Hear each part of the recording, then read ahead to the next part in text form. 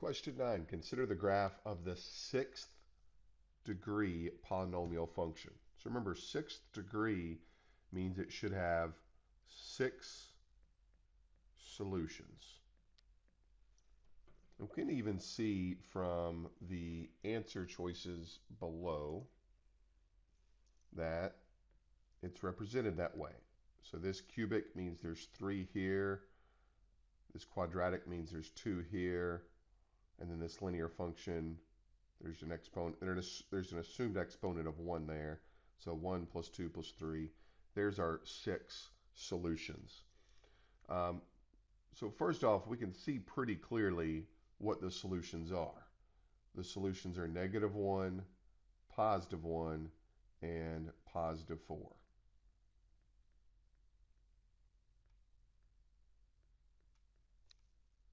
Now remember, you have to think backwards when we're doing this.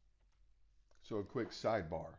If you had a quadratic that was x plus 10 multiplied by x minus 5, this was your quadratic, the zeros, to find those, you would have to set each factor equal to 0 and solve for x. And again, this is not specifically related to this problem other than the general problem solving process. We would subtract 10 from both sides. We would get a solution of -10 and +5. What you'll notice is the opposite of the sign in front of those numbers when they're listed as factors. So that means, let's start with -1. If x equals -1 is the solution, that means the factor is x plus 1. Because again, if you think about it, if you set x plus 1 equal to 0 and solve for x, you would end up with -1 as an answer. The next one is x equals +1. If x equals +1 is a solution, then the factor is x minus 1. And then finally, if x equals 4 is a solution, the factor is x minus 4.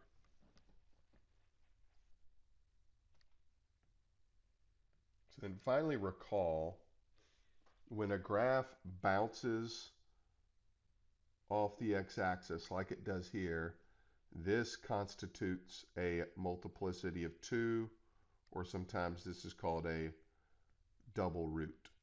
So where we have a solution of x equals -1, that factor of x plus 1 is a double root. Where the graph crosses at x equals 1, notice how it just plainly crosses that x-axis. But then this last one, this is a cubic root, because notice it doesn't necessarily bounce off the x-axis, but it flattens out at x equals 4. And that's what a cubic function does when it has a root multiplicity of 3. So this should be our answer, but there is a way we can verify this 100% for sure before we hit submit. That's by graphing it and see if it matches up with the graph above. So pull out your favorite graphing utility, and we're going to type in these factors: x minus 1, x plus 1, quantity squared, and then the final one is x minus 4, quantity cubed. We're going to graph it. May not look exactly like this because we have the graph scaled slightly differently. Notice how their graph is scaled from -2 to 5. Well, we can actually do that.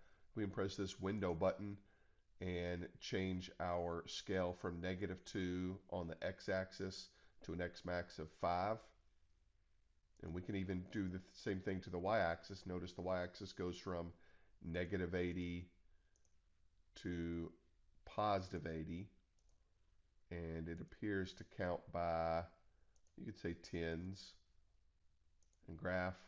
Now it should match up almost perfectly with the grid, and it does.